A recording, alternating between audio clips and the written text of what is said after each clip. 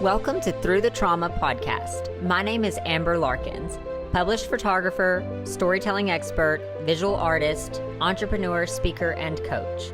This podcast was born from one question: how do I get inspiring stories of triumph out to the people who need to hear them the most? Come with me, enter my world, where lives are getting changed, heroes are getting developed, and greatness is being achieved. And we're back with another episode of Through the Trauma podcast. Of course, I'm Amber Larkins, your host, and my guest today, he is a not only marriage counselor, but experienced relationship coach and a chaplain. He has been obsessed with marriage since he was just a child, and he's got a story to share with us today about his journey through this and what has pushed him into what he does now, and the mission and vision and passion behind it. This is Mr. Felice Matthew. Thank you so much for being here with us. So grateful to have you come on and share with my audience today. Thanks for having me, and thanks for sharing your audience. I appreciate it. I was just telling you before we jumped on that this has been something that's been in my heart recently, of just hearing story after story of divorce, and there is a divorce climbing, seems like, divorce rate. I don't know the statistics exactly here in our culture where we're at, and even in the church, which is very disheartening. And I'm hoping that today, as we jump into this conversation, you can share with us, what do we do in the case of, seeing marriages fail? And I know you have a specific way that you lead and guide people, and I want to get into all of that, but just off the top of your head, what are your thoughts on that? What do you think is the thing that we should be doing to facilitate better marriages and better success rates in marriage? Oh, wow. Gosh, we just jumping into it, huh? There's a lot. There's a lot that we need to do. And I agree with you.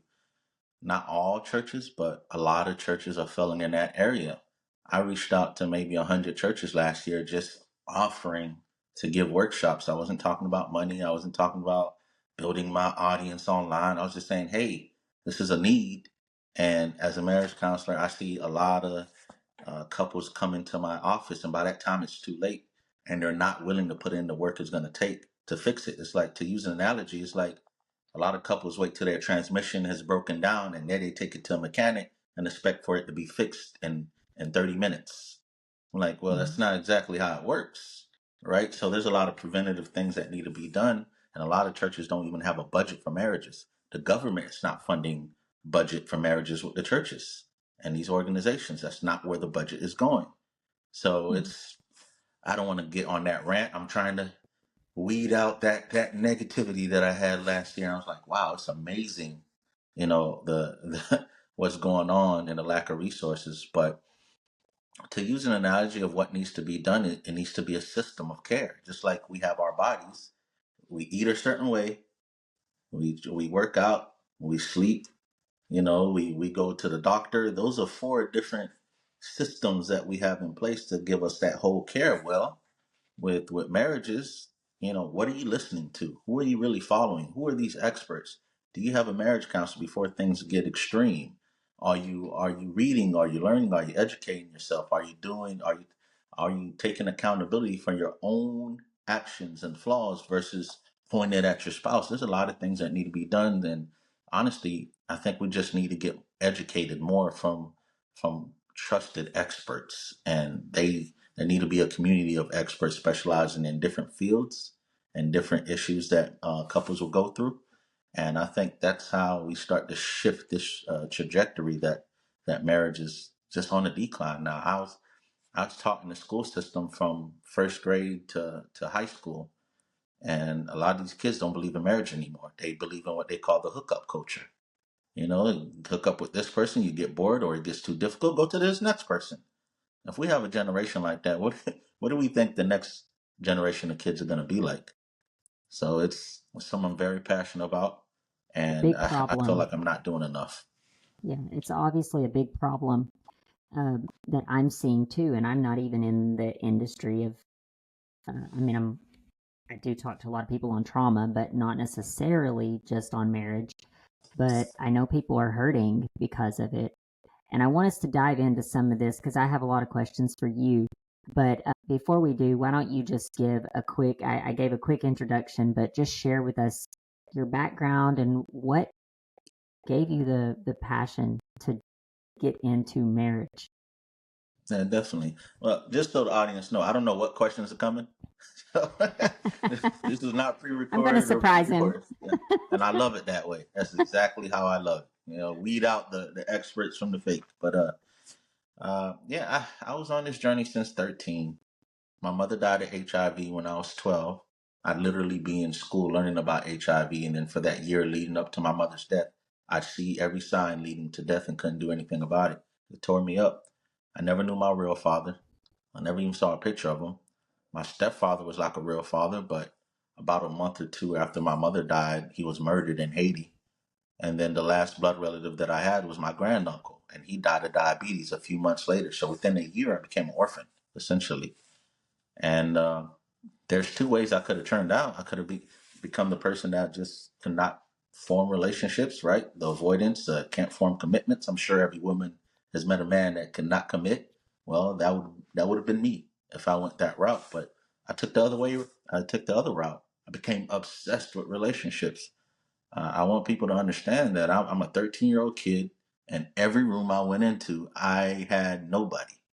Like no brother, no sister, no uncle, no aunt, no uncle. I mean, no aunt, no cousin, no grandfather, nobody. In every room I went to, I was the only one like me that had no blood relation.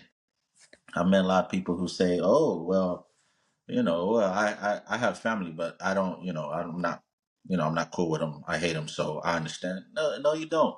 No, you don't. I'd rather have family that I hate than have nobody on this earth. So essentially, everything that someone can see me do on social media these days, I've done since I was 13. I was always interviewing people. I was trying to figure out what made marriage work, what made it fail. I was reading books. I was a 13-year-old kid reading Men Are From Mars and Women Are From Venus. Like, who does that? Like, it's not something to brag or pat myself on the shoulder. It's just that's the circumstances that God allowed me to go through to mold me into what I was supposed to do in this world. So now I just, with my wife, we just give lessons on the different aspects of marriage, and we help people develop solutions to these common problems that you're going to face, regardless of who you are, where you're from, what your culture is. These are common problems in nature, the human nature that we need to overcome.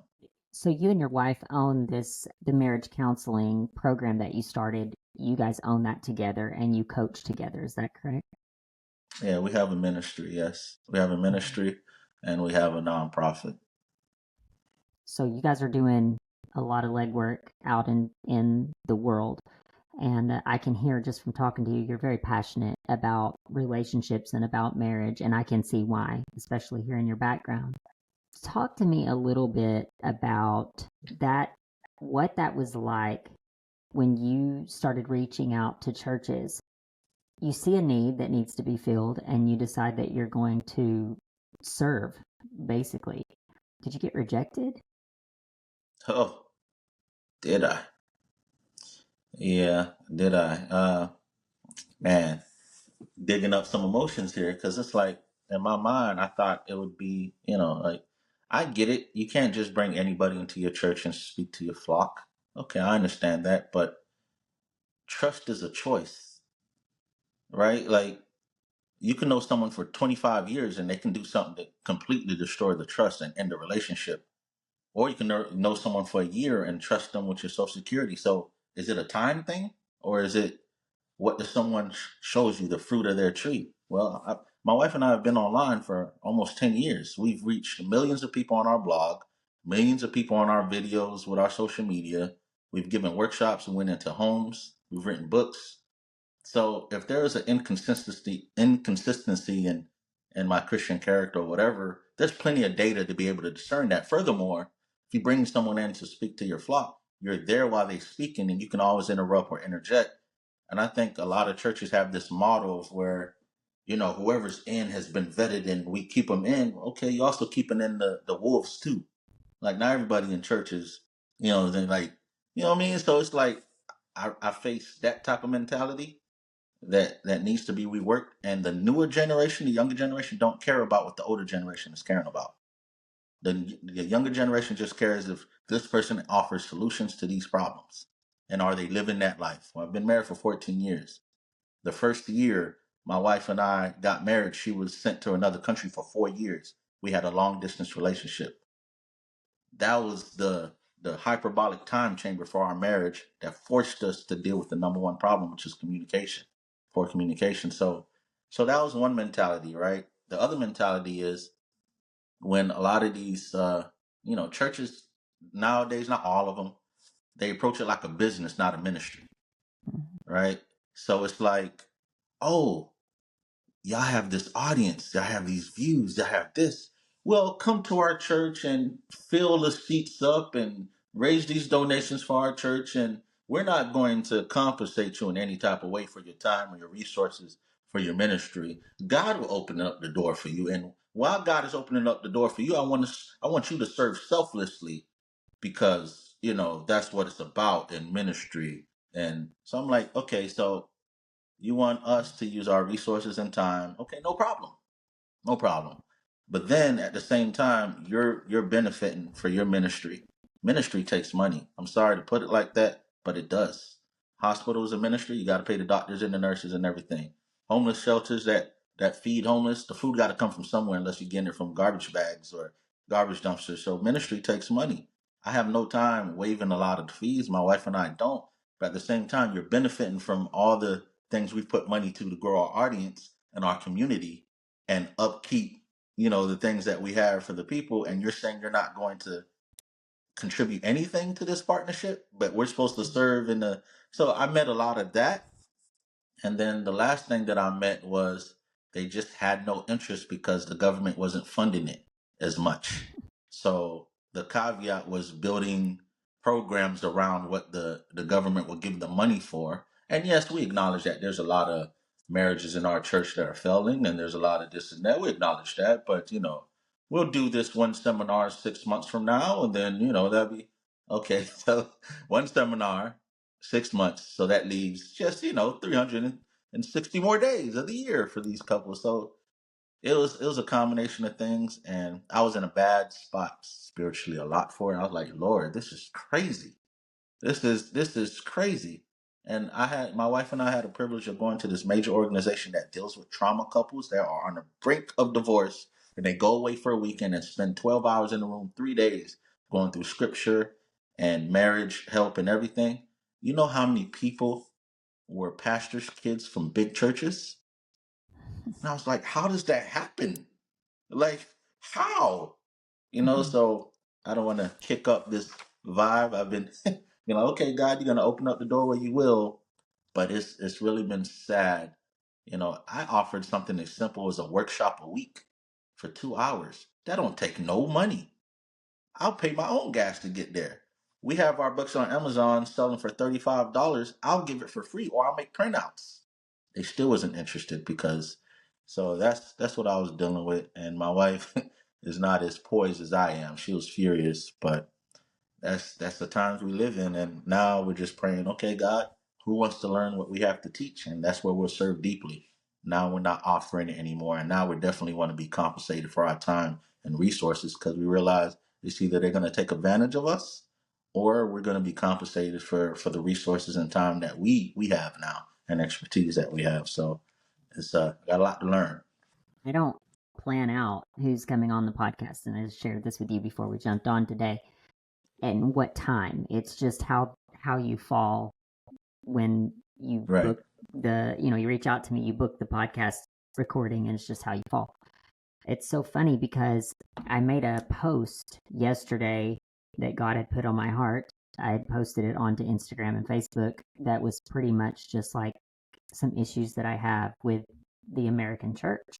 And it wasn't necessarily around marriage, it was just around what you're just describing. Like church as a business. I actually shared on this, and I won't get too much into this because I want to talk to you. I don't want this to be about me, but Hey, I'm loving it. I quit going to church about a year and a half, 2 years ago. Uh-huh. And I quit because I had been hurt by the church. I seen some things in the church, being very grafted into the church and being in ministry and doing some things inside the church. And then I went through a divorce. And when I went through a divorce, it was a very lonely place. And there was people that I thought were really close friends of ours in the church that just wouldn't touch it. We didn't even reach out. Didn't And it hurt. I felt rejected. In my case, my husband had an affair, but even still, we were both avid. Like, we served. We were in ministry there in that church, and we served a lot. And I felt like there was no one that really reached out to us. I don't want to say no one. We had a handful. I had maybe three people. Two that really prayed for me, and but anyway, regardless, it was a really, really tough time. And I leave that church and I go to another church alone as a single person. Started to see some of the same patterns of this being done to people in their leadership. And I won't get into details because I don't want to throw anyone under the bus. But I will say this: it woke me up to a real problem that we have in church. When something switches from being heart centered to being more business centered, especially when you're telling people about God, that's a problem. Now, there's a place for business, there's a place for sharing the word. When you come to church, it shouldn't be a business platform. Like, I'm inviting people in solely because I need to fill the seats. I need to be sure that we're hitting these numbers. I need to be sure that people are tithing. This is a problem. That's not really what church is supposed to be. Now, contrary to that, I do believe what you said is true about you and your wife. You started this ministry and you started this as a business. You're not a church. It's impossible to grow and reach the amount of people that you need to reach if you're not charging for it. So I hear what you're saying there. And I'll say this, and then I don't want to hijack the conversation, but I heard this at a business conference where one of the speakers said, it's like our government has failed us, our churches have failed us. It's like the new wave that God is really speaking through is entrepreneurs. And I truly believe, even through podcasting, because this is a platform where people have a freedom to say what is on their hearts, and people are sharing authentically and boldly about really what's on their hearts. And I think that there's a place for that, and it makes me really sad because I don't hate the church. I think church is a beautiful thing, but I Right. think that we have a big problem in churches, and especially when you see that family is foundational. So that means marriage is foundational. Because if you have kids, what does Satan want to do? He wants to divide and destroy. So he wants to divide that family apart. He wants to break them apart, so that then he has his hands on the kids. He has his hands on the mom and on the dad. And you're right. What example are we setting? Because we're giving in to the enemy's ploys to destroy our families. So for a church to say that that's not important, that's very disheartening to me. It honestly breaks my heart because I can't see why someone can't look and say, God, Jesus in the church is a picture, or Christ in the church is a picture of a bride and groom. It's foundational. So why are we not focused in on that? And why are we not Hmm. offering the support to the people who are struggling? Ditto. I Yeah. just I just don't. So I've just been, my wife and I've just been in a season of just, okay, let's see what God opens up, where He leads us. We've made some great collaborations, that were Mm-hmm. mutually beneficial. So for both parties, and we've achieved more this year as far as partnerships and getting our whatever God has poured into us out than any other year. So God's moving. God's moving. And Let, what you just said is powerful. Speaking to entrepreneurs, that I'm probably going to unpack that for the next year. That is powerful. Yeah, I heard someone say that, and this guy is not, he's not polished at all. I knew him before, I think before he had the power of God on him. I followed him. I don't know him personally, but I followed him. And then I witnessed as what I believe he got saved, and then he come out and he's not polished. He cusses. He's a little rough around the edges, but I do believe that God has mercy and grace, and He saves us where we are. So sometimes new Christians, people that I feel like are truly like newly saved, they have a certain zeal about them that it's like refreshing. It's like little kids. Like little kids are super refreshing because they have high energy and they're excited for life and they're excited to try new things, and you can't tell them. They're very persistent. You can't tell them no. And it's like I feel like new Christians are like that too. So there's something very refreshing about someone who just comes in. They don't have the baggage and the trauma and the things, and they can just spit out God. It's just a really beautiful thing, I think, sometimes. But with all that being said, I want to shift a gear here, and I want to ask you this because I am curious your thoughts on this. I think that you and I kind of would agree on this, that there is the spiritual realm is much bigger than the even the physical realm that we see. There's a lot going on behind the scenes. Mm-hmm. And I'm curious, do you think there is a spiritual attack on churches, and more specifically on marriages, and even more specifically marriages inside of the church? Yeah, yeah, absolutely, absolutely. And it's because the world doesn't like the word sin, and Satan hates the word sin. And marriage is a powerful union and atmosphere to expose sin and to have two people work on their sin and take accountability. So Satan's definitely trying to destroy that, and in the process, he's destroying the family structure. And you destroy the family structure, you destroy the community, society, the world. So it's as a teacher, I've seen that in the school system. Um, as a young Christian, I've seen that in churches, and as a counselor, I'm seeing that in offices and these organizations that bring me in to speak. It's an attack for sure. How do you recommend combating that? Well, first, developing an ongoing relationship with Jesus. That's the that's what I believe. I know everybody don't believe in Jesus, or they believe in being spiritual without any specific God. And I'm not here to argue or debate that. But if someone's coming to me for my advice, and let's say I was a fitness expert, right? You're coming to me and say, I'm always dehydrated, I'm always tired. I'm gonna tell you drink water, more water. If you don't like water, put some lemon or put some fruits in it. But your Mm-hmm. body needs water. That is what I could recommend Kool-Aid. I could recommend soda. People keep trying to come to you and getting you to say what they want you to say. That's not how it works, all right? So I believe the first step is Jesus. Why? Mm-hmm. Why do I say that though? Like I can go deep with it. Like people think I could just let's go deep with it a little bit.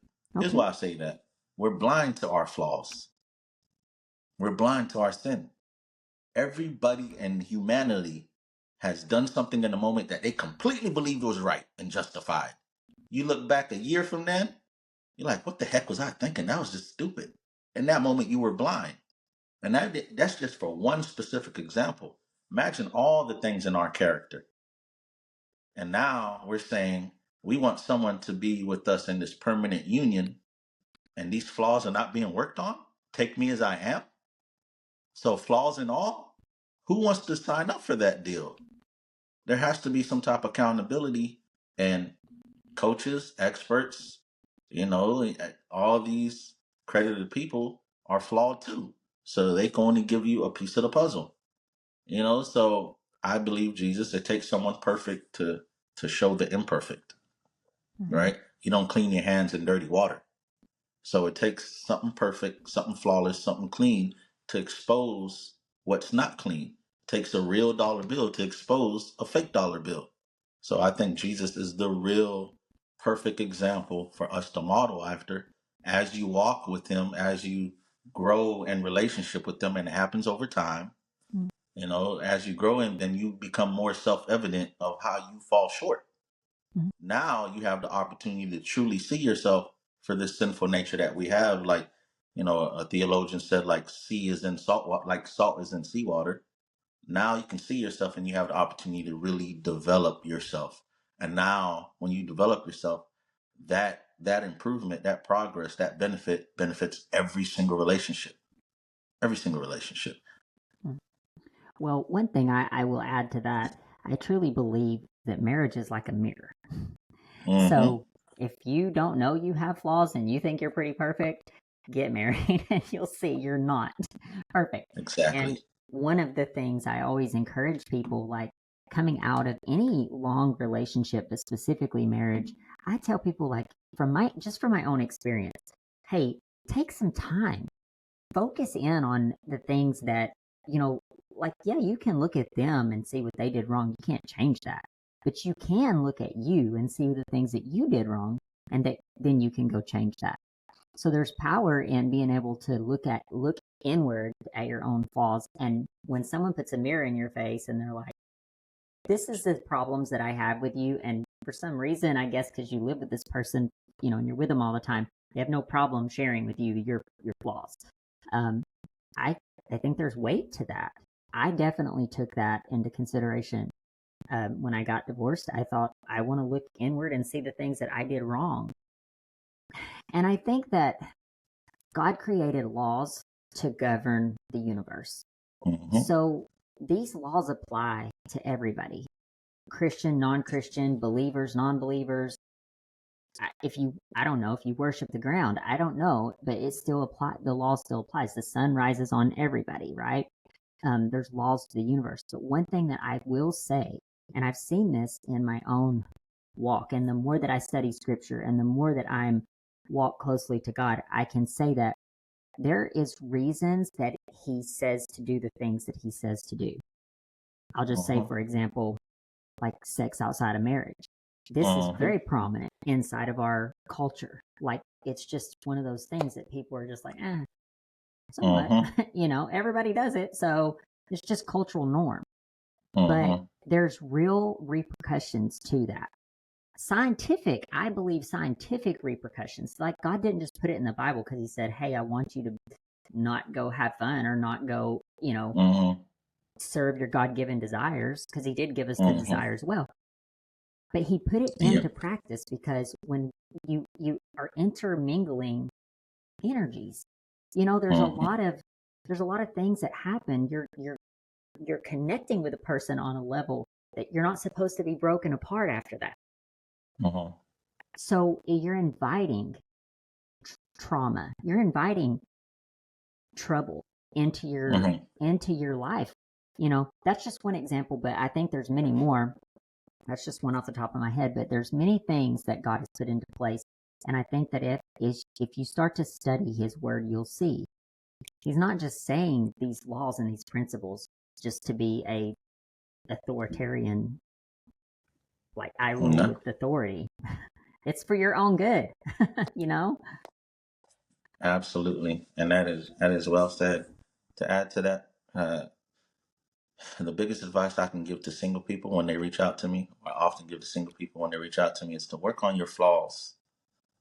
It's like we live in a generation now where it's like, look at me, I'm great, I'm beautiful, I'm smart, I got this body, I got this money, look at my car, look at this, that's great, that's awesome. I'm not trying to rain on your parade. But thinking about how great you are is not going to prepare you for marriage. Thinking about what you need to work on will definitely prepare you for marriage more. And what does Scripture teach about that? Our hearts are naturally has a disposition of selfishness, self-centeredness. That's what our hearts have. So that just goes to the principle of what you just said. Look, he's saying this for a reason.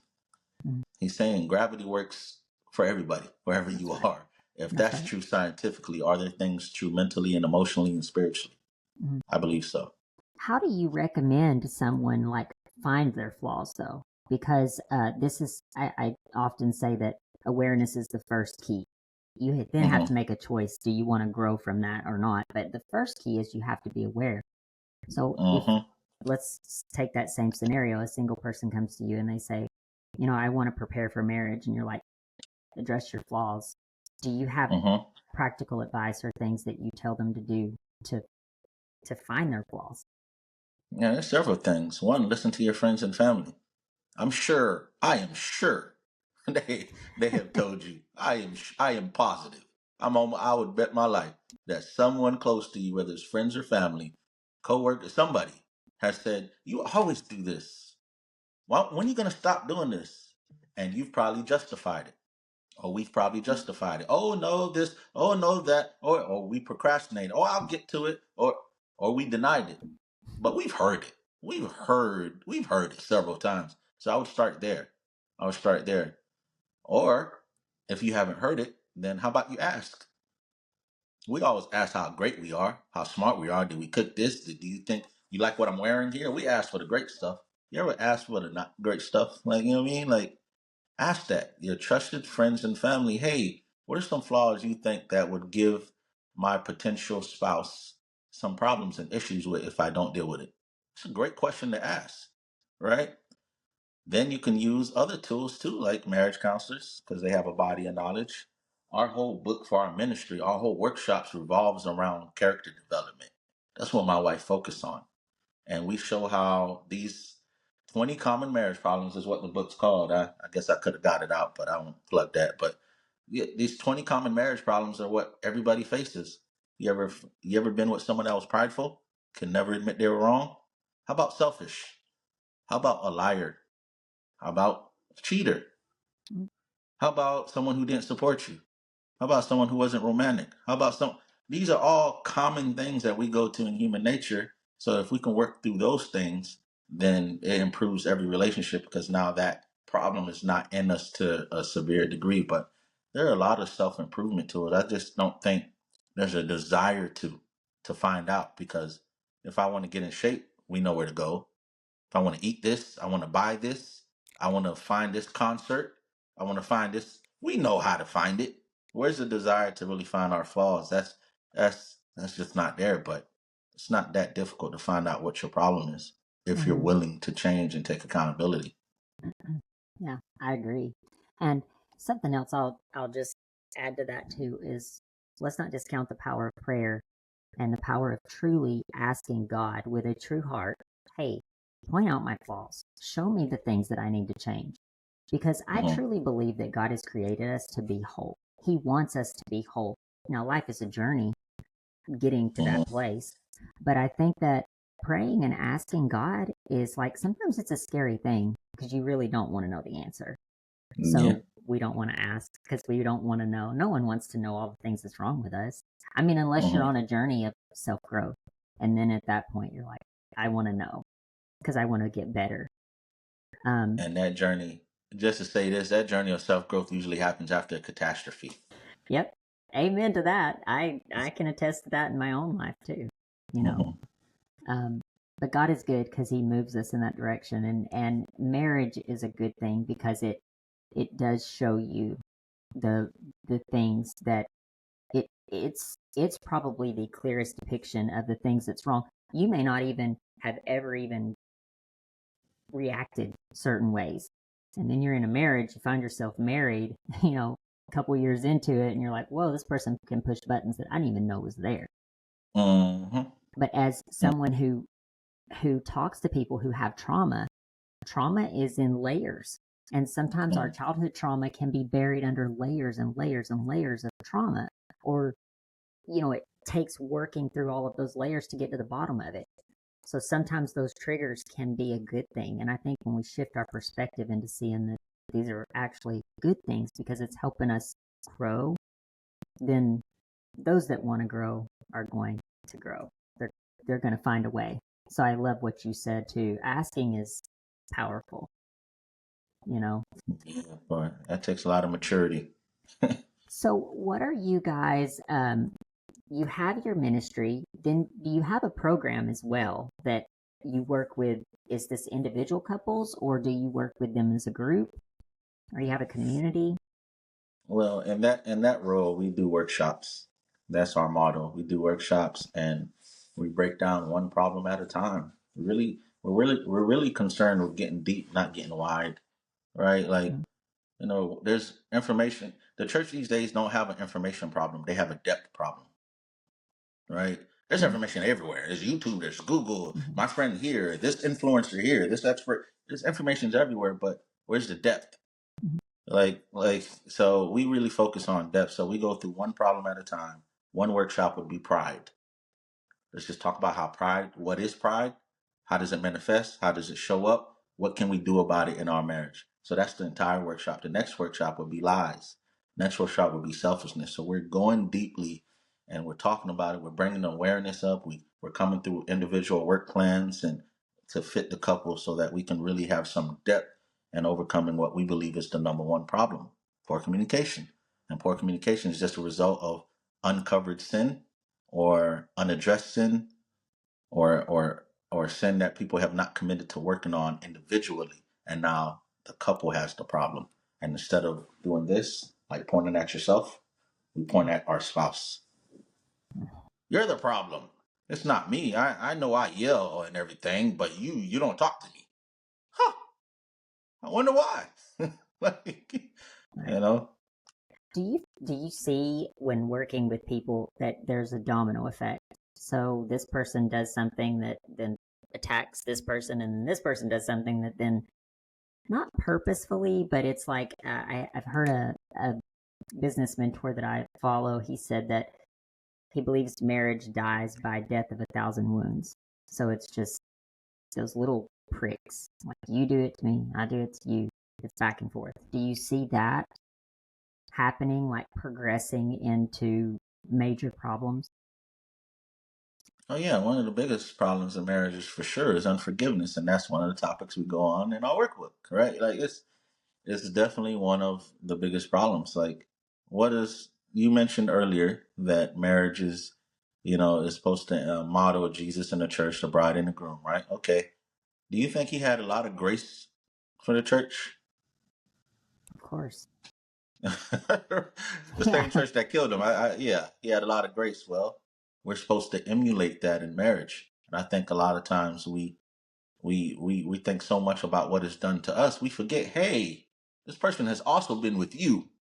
So yeah, yeah, you might want to think about what you've done to that person too, and then if it's not addressed, it does become a eye for an eye. And what were we told about the eye for an eye mentality?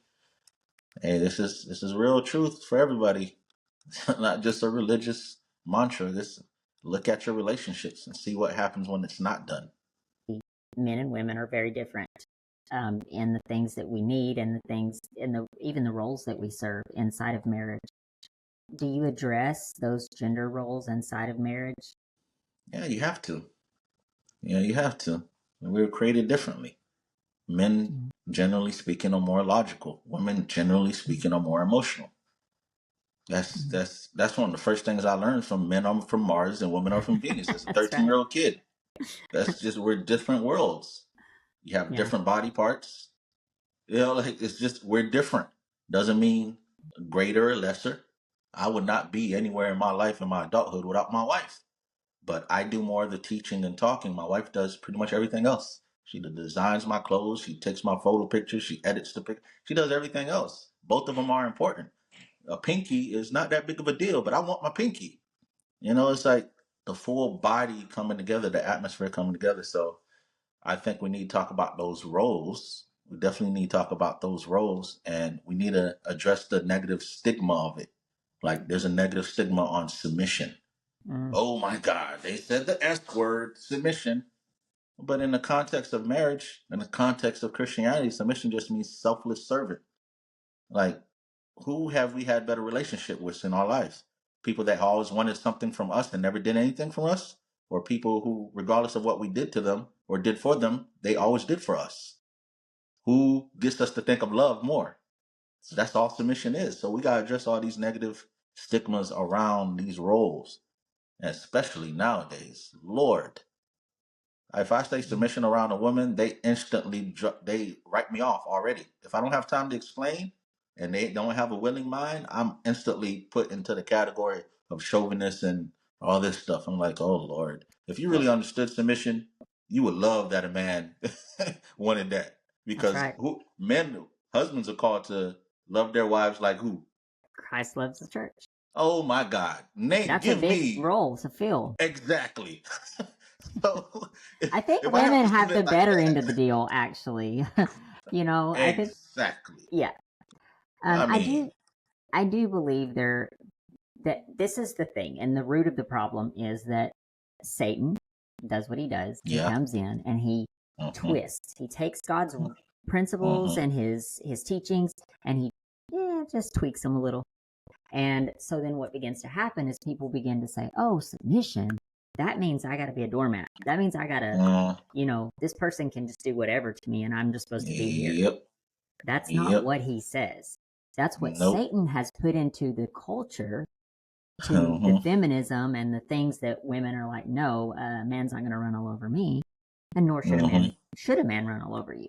But in a perfect relationship, Christ and the church, okay, perfect mm-hmm. relationship, he really has the harder place. He is the one Oh that boy. supports the church. He's the one that gives to the church. And in a with a per let me back up. Not a Mm-hmm. perfect husband, but with a God Right. fearing, heart bent husband that truly loves God, that submission should be a healthy relationship. It should be a beautiful relationship. It shouldn't be an ugly word. But it's because Satan has come in and he's twisted it. He's changed it just a little bit to make us believe that it means something that not what God taught it to mean. Absolutely. Well said. I'm not adding anything to And I just want to share this. I will say, when I got divorced, I went back and I started looking at all of the things. Now, I got divorced as a result of an affair. My husband had an affair. But so I didn't want the divorce, but I also didn't want there was no remorse really. And so I felt like I had no option because I wasn't going to be it. mistreated or abused or stepped all over. And I do believe that God would not intend for that. Um, when we got divorced, I did start to look inward because I knew I couldn't change him. I couldn't change his walk. I don't know what experience he's had. Now that I do this podcast, I look back and I say, I don't know what type of traumas he went through even before me and him got together. And that's not my place. Mm-hmm. We're not married anymore. That's not my place.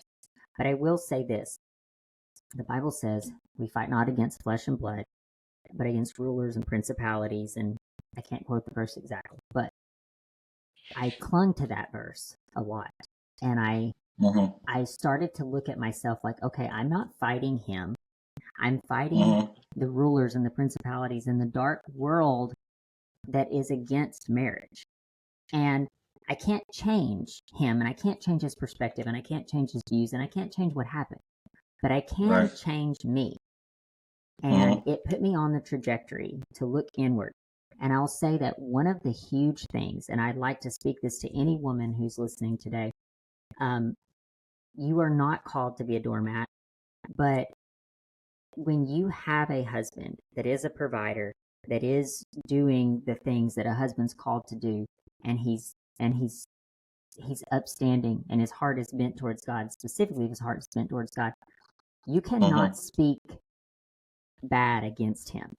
Like, that is Mm-hmm. very sinful. And that is something that I don't want to say I spoke bad against my husband at the time, but, um, you know, you were young and I was young, and I'm like, those things get on my nerves. And I'd get with my girlfriends and we would gossip about my husband Right. did this, and that's wrong. And I Mm-hmm. think that begins to reflect a personality of disrespect, or like Right. it begins to reflect that. And I think this is Absolutely. one thing that is huge. And you speak to me if I'm wrong here, but I think there's one thing that is huge to men is they want to feel respected. They want to feel loved. They, especially if they're going out of their way to support the family and to do all of these things, they want to feel appreciated. Mm-hmm. Exactly. There was a study done by a ministry called Love and Respect by Dr. Edgar Rich, I believe. Fantastic resource. You know, I follow him, followed him for years. And he did a study where he did some type of study with thousands of people. And he asked, would you rather, he asked men and women, would you rather be loved and not respected or respected and not loved? Most women chose they rather be loved and not respected. And most men chose I rather be respected and not loved. Now, I'm not going to argue about which one is better or anything like that or make those type of. I just want people to see that how much respect is to men means to men and how much love means to women. Women have a generally speaking have a desire to feel desired, pursued, cherished, flirted with. They want to feel that. That's great. That's awesome. Men, even as husbands, we fail to do that sometimes. All right. And men, we have a desire to be respected. And respect can be in a form of talking more good about your husband. He's not going to be perfect, but he's trying to emulate Christ, a perfect person. That's like a basketball player trying to live up to the standards of Michael Jordan. Come on now. That is hard. But if he is trying to get better and he's trying to do the things despite who you are to him, if he is trying, then that alone deserves respect because it's not easy to love like that. As parents, if you are a parent, you know it's not easy to love like that when your kids are doing all this crazy stuff, taking advantage, not appreciating, and you still got to be a parent.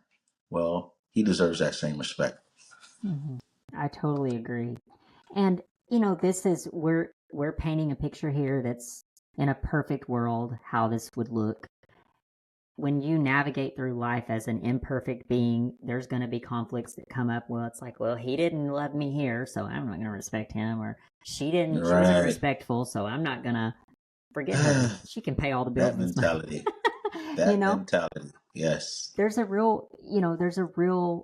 real things that pop up, and they might seem small in the interim, but in the long term, they are detrimental. And this is why I can truly attest to why I think people need coaching. They need some type of marriage counseling is so good before you get married so that you can be aware of what's to come. And if you're in marriage, even in a healthy marriage, it's so important. You said this when we first sat down here. These things are so important. And one of the things that I wish, because this is the mistake that we made, we did not go to marriage counseling. We did marriage counseling at the very end. And it was at that point, it was too late.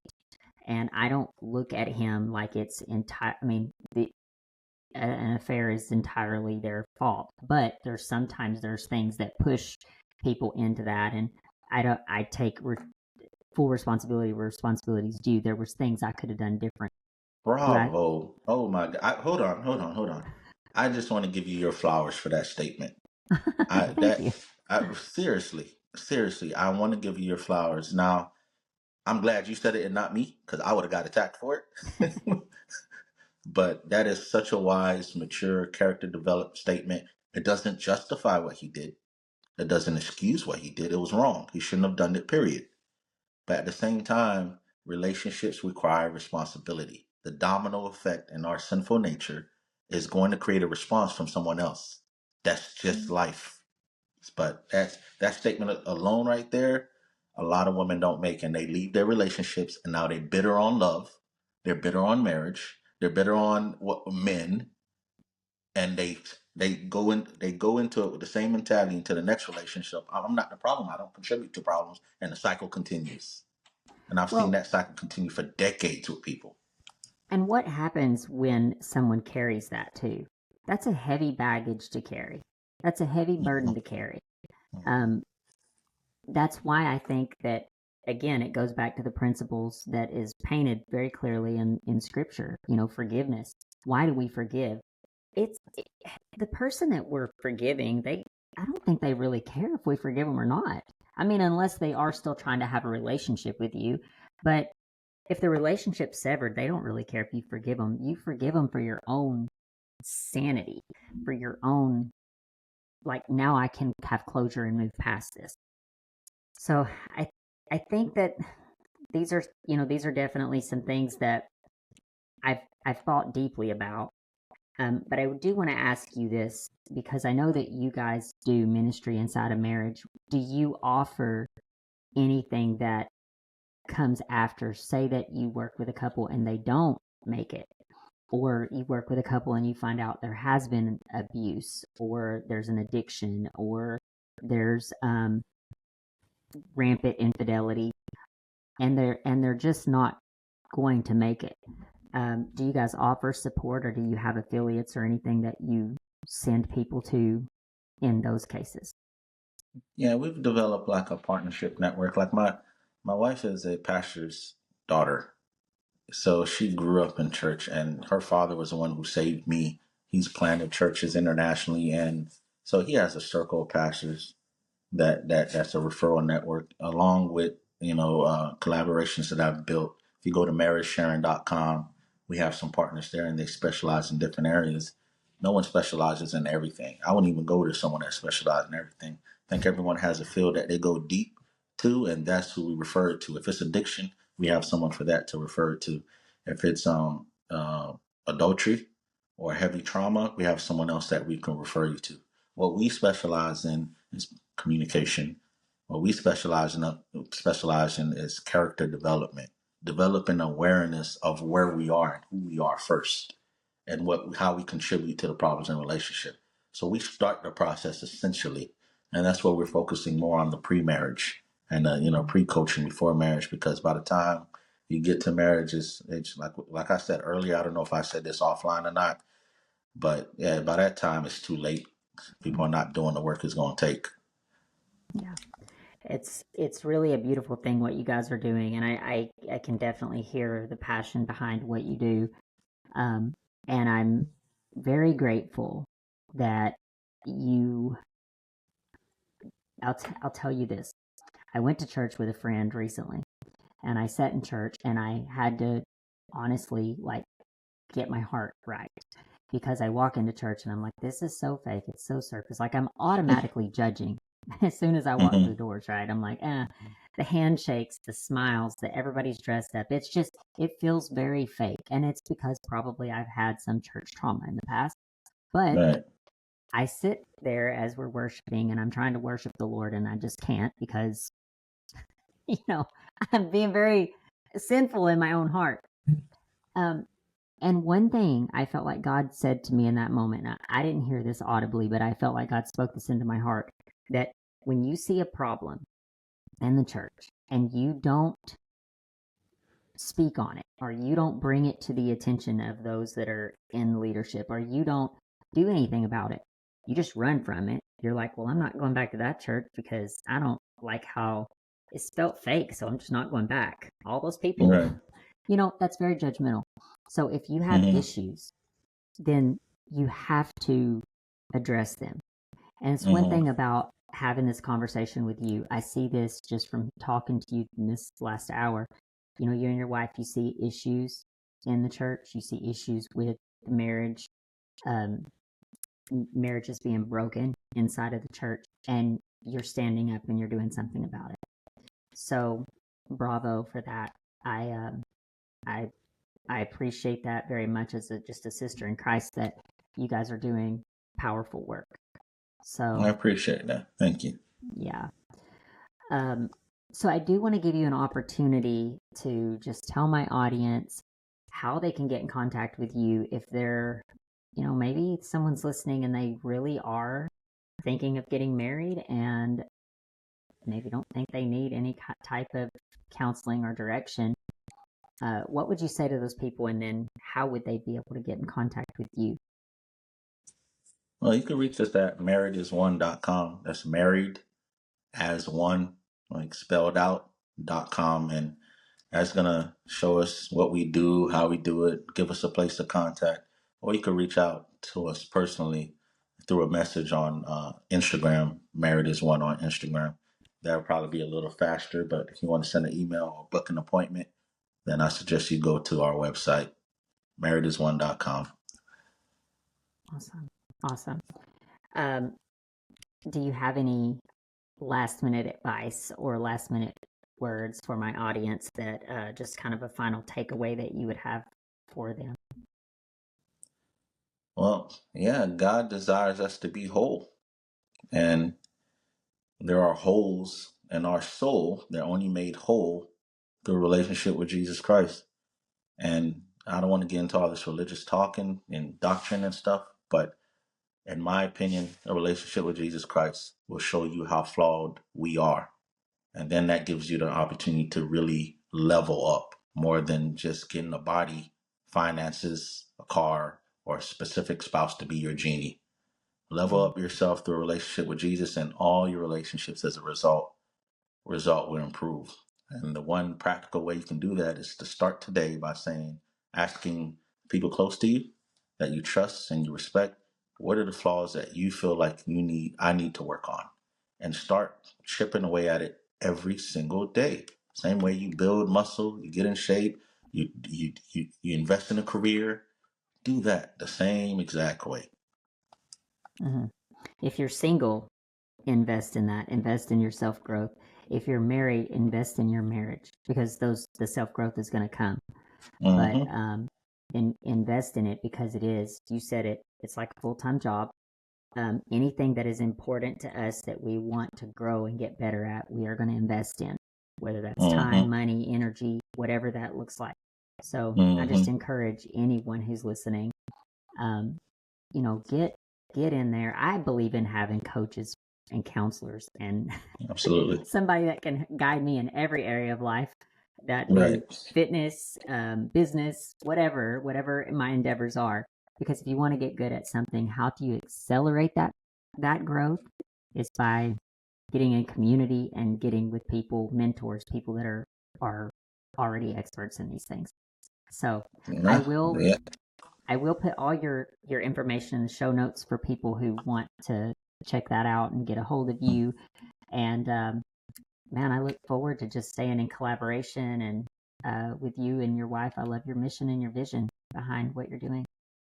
Thank you, and thanks for your doing, because your platform being used to have these conversations, and not having these conversations is definitely just as detrimental as having poor conversations. So thank you for what you do. Thank you for listening to Through the Trauma podcast. If you have found value in this episode or believe in the mission behind what we are doing, please subscribe so that you never miss any future episodes. Also, be sure to check out our transformation project at transformationthroughtraumaproject.com, where we help inspirational stories get heard on a larger scale through multiple platforms. If you know someone who can benefit from this episode, please share it with them. Until next time.